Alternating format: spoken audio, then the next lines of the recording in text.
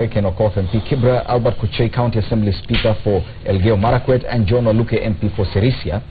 Now we want to take a look at politics and politicians, but before we even get there, there's some very interesting headline on page 5 of the Daily Nation. Uhuru Ruto set to get 10% salary rise. The move comes despite efforts to reduce the ballooning public wage bill. Now the President Uhuru Kenyatta's salary and that of his deputy president will increase by 10% in the year starting July amid the government's push to reduce the ballooning public wage bill.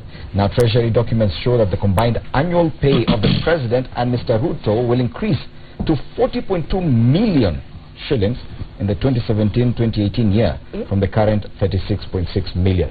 Yes, doctors are on strike, lecturers are complaining. President and his deputy to get 10% salary rise. When I look at you are in Jubilee, and of course this proposal. He's an ODM MP now. In Jubilee. He crossed over. He did cross over. Yeah, he did. He didn't go for a by-election. So Well, he's an ODM MP. Can you clarify? The registrar of political parties listed. Will you agree with he one intends to run in Jubilee, but he's No, ODM. he's an ODM life member. Right now, as we speak, I'm a Jubilee member of parliament. Yeah, I left ODM. Through what? And I was even de-whipped. You saw. I was de-whipped from which election ODM. in Jubilee? I was de-whipped by the ODM. So now you're right in defending the president and his deputy. So Yeah. defend this salary rise. You know, salary increase. Even you, Dimuli, when this company decides to increase your salary, you cannot refuse. So the president's salary and deputy, if it is the CRC that increases salary in this country, if they have decided to increase president's salary or deputy, there's no. At a time when doctors are on strike, It doesn't matter. You know, they have been given their their increase, although they are still arguing because there are too many. These are only two people. Yeah, we cannot compare with the 5,000 doctors. Who will take billions of money. But the government is already fighting a ballooning wage bill. The government is already complaining it cannot sustain paying salaries the way it is right now. Of course, civil servants are getting a pay hike as well. Is it the right time for such an increase? Do you think they really need the money? You know, in the Muli, even as parliamentarians, we do not set our own salaries. In fact, if there is one thing we lost, and I will tell you, was the leeway to actually adjust our own salaries, which was very good for the public, which was very good for the country. SRC is the one reviewing the president's pay. It happens in every other cadre.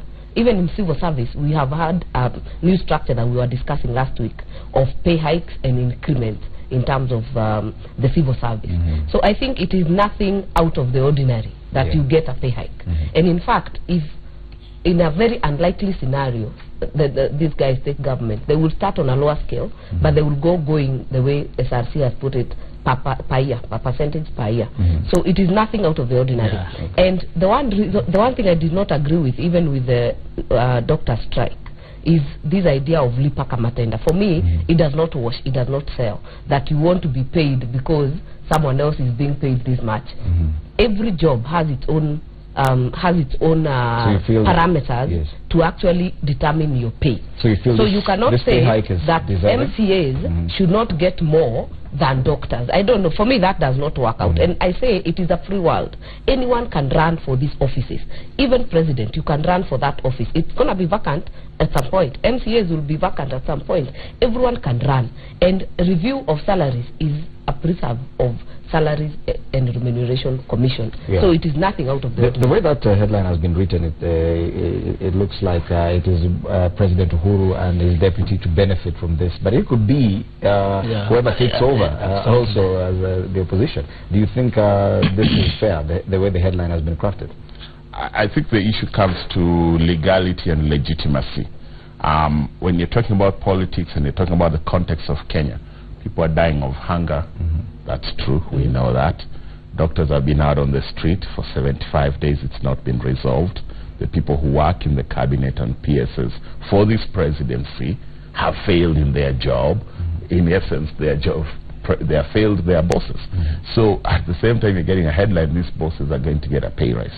Yes, there's legality and legitimacy. It's legal for SRC to award this, but the political legitimacy comes different. And I'll tell you, for instance, if you look in the US, President Trump is taking $1 for his salary per year. He's a multi-billionaire. He said, when I go into the office, I don't want to be compromised. I want to work for the American people for free and to use my independent thinking and make the decisions that, in his view, would make America great again. I think our deputy president and our president are wealthy people. I don't think they need the salary per se, and it's their right to take a salary, but they need to set a tone, because there's a contradiction. A few years ago they said they were setting that legitimacy, I told you, tone. It was their right to get their full salary, but they were going to lead from the front by setting an example and cutting their salary by 10%. And that then wanted all their PSs to implement and take the same. And that would create pressure even on parliamentarians to say, let's reduce the wage bill. Let's ask the judges to take a wage cut. Let's ask the doctors to, let's accommodate the teachers who are doing a lot of work to be brought up a little bit. But you can't do that unless you're willing to lead from the front. So I think politically it doesn't look good. It's hard to justify. Legally, it is legal. Yes. Speaker Kuchei, of course, it's only last week that the president declared drought a national disaster. Now we are appealing for donations from outside there. Yesterday, Joseph Kinyua, the head of civil service, was meeting foreign donors because we do not have money. Then the following day you see a headline, the president and his deputy getting a 10% pay rise. How do you think the public will perceive such a headline? Well, I would not be surprised to see such a headline. It's just a diverting the attentions of Kenyans to demonize the presidency and to make the president, Uhuru Kenyatta, and deputy president look like they are not concerned with Kenyans, honestly speaking. We work in government. I am the chairman of County Assembly Service Board that does recruitment. As a chair, I know the Salaries and Remuneration Commission policy that talks about growth path. The salaries that I earned when I got into office is not the same that I'm earning today, and I've never campaigned for it. It is given by SRC. I would even question why single out His Excellency the President at this point in time. We also get. Even in Parliament. So you've got what you are saying, let me tell you. I think there's nothing wrong with the media reporting it. Just a story. And I don't see why Jubilee people should be defensive.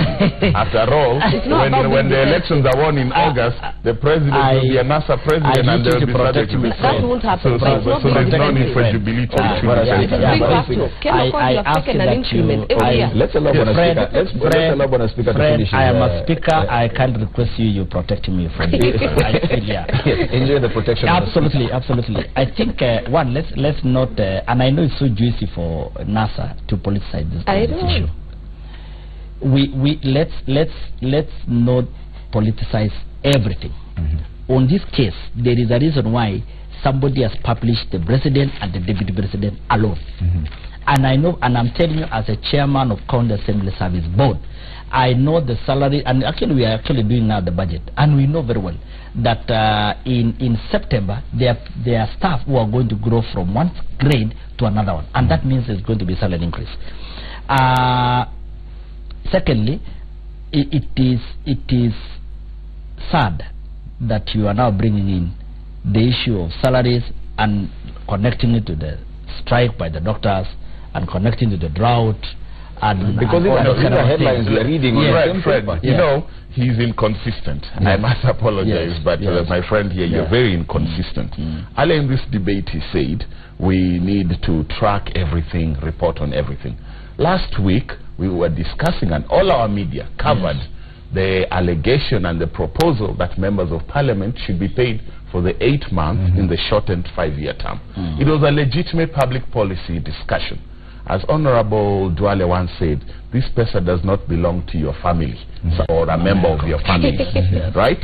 This is public money, it belongs to every Kenyan. It is a subject of discussion, legitimate.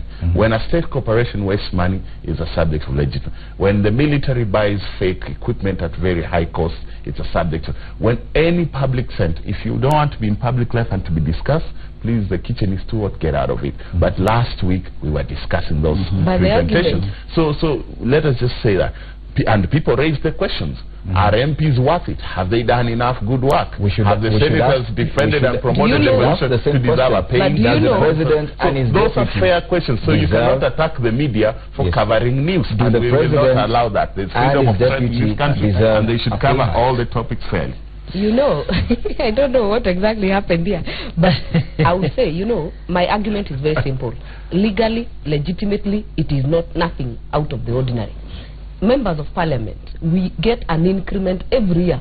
Whether or not it is picked as a headline is another story. But we get an increment every year. I feel we deserve it, because it is not us who actually look at what exactly we do. It is SRC. In fact, senators, when we got into parliament, we fought really hard to get a higher salary than members of the National Assembly. We did not win that war because SRC based the salary on what is our constitutional mandate. But you still feel you deserve more. We feel we deserve more because you have 11 constituencies in Nakuru. You paid as one single member constituency. That was our argument. But SRC disagreed based on the parameters they look in gauging our salary. But I think moving forward, and the politicization that Honorable Okoth is talking about, I don't think there is any other person who has politicized even the doctors push than NASA and the opposition to actually score politically at the expense of the dying Kenyans. Really, there is no other person. There is 3 Jubilee leaders here. I'm the only NASA You're a minority leader here. Allow me to speak because they're getting 3 times as much time. Next time, make sure you're more. Lobby for more. I don't know what has happened here. And I think they have lost the plot by thinking it is an attack on the presidency at all. It is not. The question and substance here is the wage bill. That affects all of us, and it's in the interest of the poor Kenyan taxpayer for us to explain how will we cover our wage bill. Remember, the budget proposed for next year has moved from 1.9 trillion to 2.6 trillion.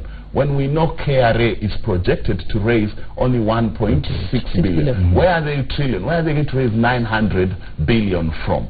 Those are legitimate purposes. So the salary of our president and his deputy at 40 million a year is a droplet in all of that. The bigger question is, and it's not an attack, I don't think it is not an attack. Let me tell you, the media is doing its job by bringing up this public policy questions here. I have not attacked the media and the story here is because media do not make news. Please protect me from this public people. Let's Jubilee people. Yes, and I want us to put in the sentence here is very clear. It says the wage bill will increase from 568 billion to 658 billion. Yes. These are legitimate questions to us. How do we? Because you can also increase, but then again, but of course, the devil's in wage bill. You say one thing, the public wage bill, and NASA is concerned about that as well.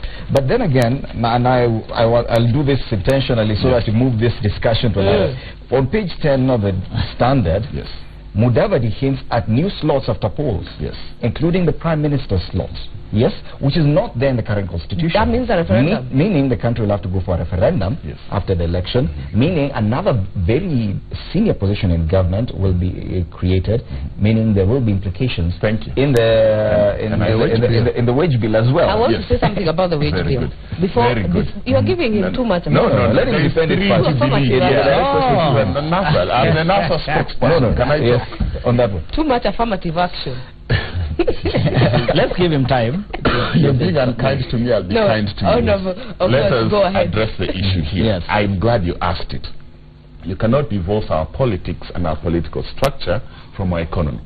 Stable political space creates a space for investors and economic growth. A space in which you have a structure where all voices are heard and the country is moving together as one.